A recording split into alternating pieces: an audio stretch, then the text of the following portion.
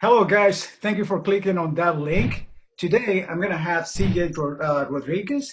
He's the catcher for Vanderbilt Baseball. CJ, how are you? Thank you for your time. I'm good. Thank you for having me. Appreciate it. CJ, before we talk about, Vanderbilt Baseball, those stuff that you're catching every single game, uh, I'm going to ask you for one question. This question is going to be asked to every single catcher I'm going to be interviewed for the next couple of weeks. And I want you to be honest with me. I know you're going to be. Okay. Yeah. How many times, when you catching, how many times per game do you usually get jammed? I'm talking about this finger right here. Honestly, last year it happened quite a few times because I was a freshman coming in. And these arms are pretty talented, so it would happen a few times. I wasn't really used to that level of pitching yet, I guess. But this year, I'd have to say it's only happened like maybe twice. So I've been pretty lucky, and I guess the way I've kind of broken my glove this time, it kind of helped me out with that in that aspect. But yeah, it's only happened like twice. Who were the pitchers? Who were the pitchers that you get jammed from? It was a foul tip from Nick Maldonado's cutter, and then the other one was, I think, Kumar Rocker's slider. Man, that was sick. I'm talking about, we're talking about what, mid 80s, high Yeah, 80s slider? yeah, yeah. He throws that pretty hard, so it's kind of tough to catch. But I catch him a lot, so it helps out for sure. Hey, CJ, we hear a lot of comments, great comments from about Jack Leiter and Kumar, but we don't hear feedback, credit about that guy who's catching those Hmm. studs, future pro guys. In Hmm. this case, it's you.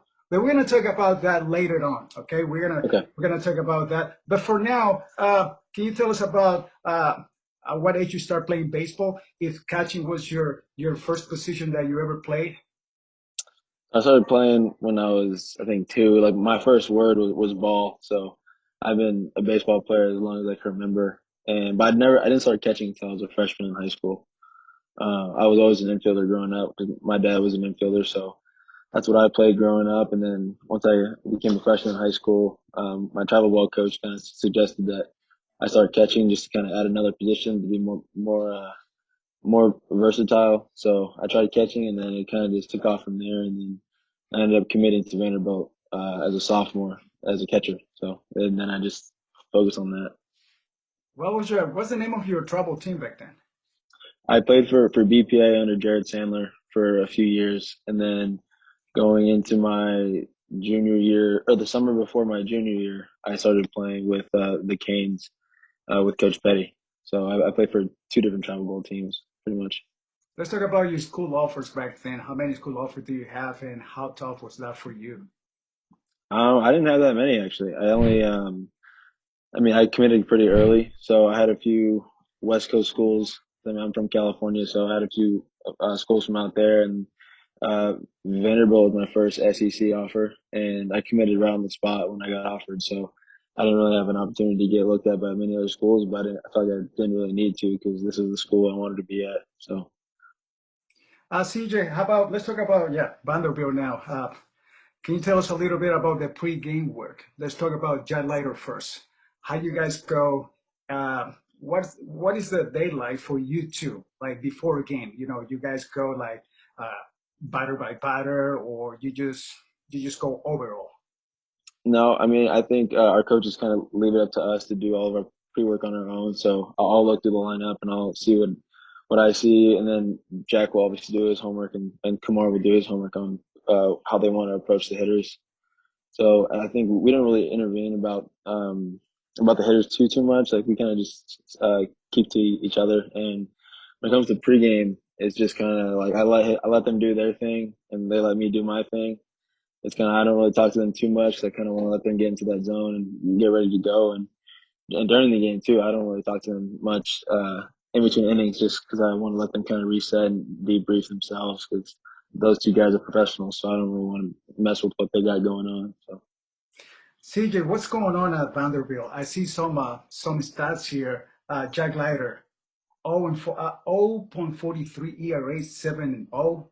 Kumar Mhm. Rocker, 0.74 ERA and 7-0. And I have like three more guys with zero ERA and 9 innings. I will say Murphy, Fisher, and more. What's going on there with these guys? And you're Uh, part of it. You are part of these. What they're doing? What you guys doing? I don't know. I think it comes down to how we train every day. I think our pitching coach, Coach Brown, he really develops a good routine, a good mindset for those guys. So it's up to them to kind of keep it up every day. And they're professionals about what they do. So and it definitely shows when you look at it on the field. But yeah, that's all credit to them and the coaching staff and the culture here, pretty much.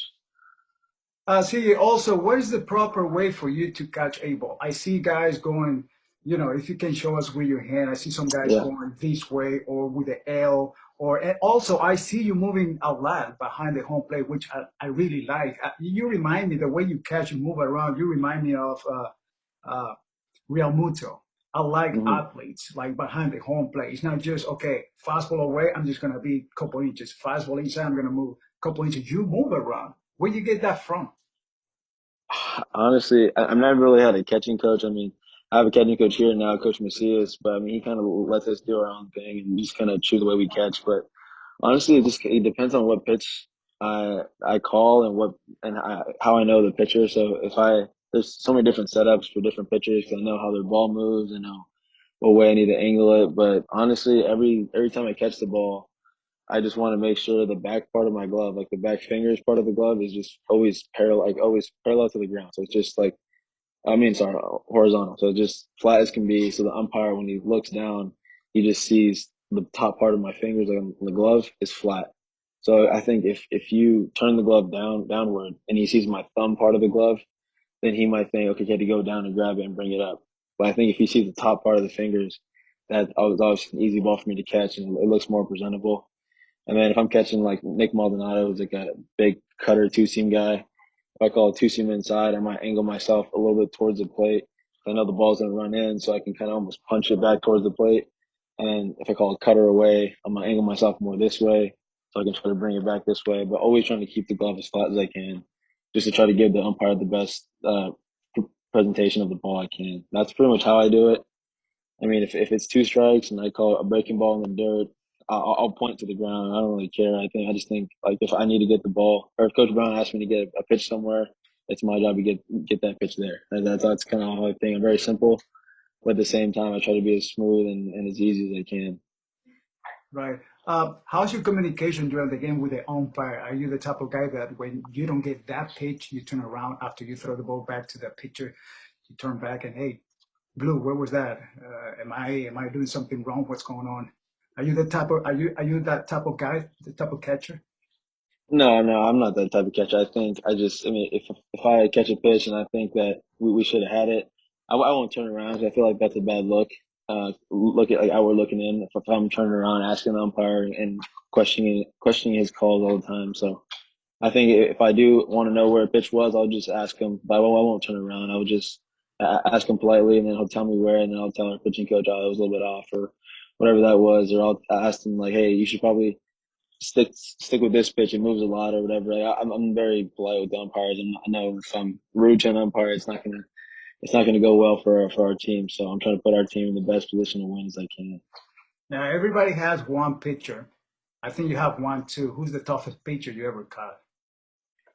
My, Toughest my, pitcher? I will say right now, it's Josh Wolf. He's now with Cleveland Indians. Great sinker, great fastball, good arm. I mean, you'll see in the future. What is yours right now? I mean, they're not really tough to catch. I think it's actually just more fun to catch. Obviously, Kamar Rocker and Jack Leiter are a blast to catch because those guys are pro arms already. But I actually really like catching Hugh Fisher just because he's big lefty. He throws kind of from the sidearm was a wipeout slider and his changeup and his two seam just move like crazy. And I think it's fun to watch the hitters face him. And I know how to kind of control him a little bit. But I mean, I think we work well together. But he's probably one of the toughest pitchers I've had to catch since I've been here. Yeah, CJ, what's your future in the game? Where do you see yourself in 3, 4, 5 years from now? I mean, hopefully catching the big leagues. I think just trying to get better every day to achieve that childhood dream is kind of the main thing that I see myself in the future. But Right now, I'm not really too worried about that. I'm just kind of worried about winning the College World Series. So that's all I'm looking forward to. What's your majoring right now in school? I'm a human and organizational development major in Vanderbilt.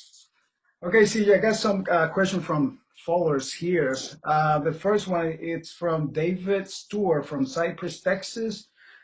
He's asking how many times a week you guys have morning workouts, and what do you do? What do you work on as a catcher?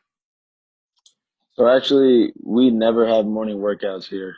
Coach Corbin wants us to sleep, and he thinks rest is very important. So we don't have early morning 5 a.m. lifts. He lets us have the morning to kind of to obviously first rest and to get our schoolwork done. And so everything we do is kind of in the afternoon towards the evening.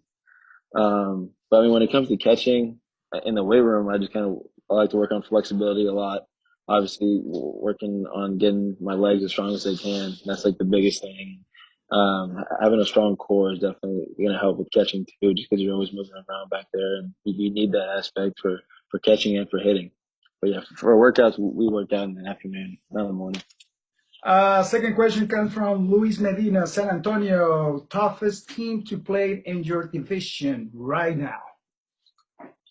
Oof, right now, I mean, I've never played in the SEC before, so I've only played against South Carolina, Missouri, and LSU, so I don't think I can really answer that question. I think you should ask me that later on in the year. But I mean, we haven't seen everybody yet, so I don't want to give it to one team yet. Cool. Third question comes from Mason Lewis, Scottsdale, Arizona. A tip or two on how to catch a very fast pitch. I would say just get behind a pitching machine and put it all the way up. The more you do anything, the better you're going to get. So if you want to work on catching velocity, then just get behind a pitching machine and just catch it over and over again so you can do it in your sleep. That's what we do here. We catch a lot of these guys because a lot of these guys throw pretty hard. But when we're doing our training work, we always have the machine pretty high, so we're always seeing velocity. So when we get in the game, it's nothing new.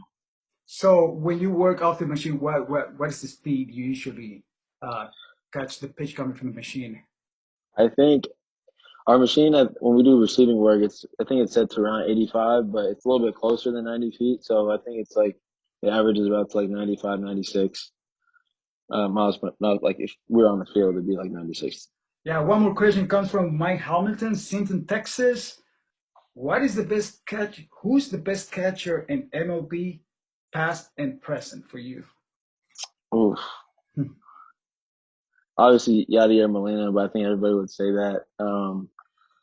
For me, I really enjoy watching Wilson Contreras catch, just because he has that Latin style catching, and he's good at what he does, and you can tell he works really hard, and it's obviously paying off. I've obviously seen him get a lot better behind the plate the last few years, and I really enjoy watching him catch and throw. Hey CJ, that's all for me. Anything else you want to share? Tell us about your experience right now with Vanderbilt baseball. I mean, just being here is a dream of mine. I know. Just a few years ago, I was watching Kamar Rocker throw a no hitter in the Super Regional on TV, and then this year I was catching Jack Leiter's no hitter, so it was pretty special just to kind of be here, and I have absolutely no complaints at all. I mean, I've enjoyed every moment of it, and I'm just really looking forward to enjoying what's left of my experience here. Ladies and gentlemen, this was CJ Rodríguez, catcher for Vanderbilt Baseball. CJ, again, thank you for your time. We wish you Of course, good luck and thank you guys for watching this interview. Thank you, CJ. appreciate it. Take care.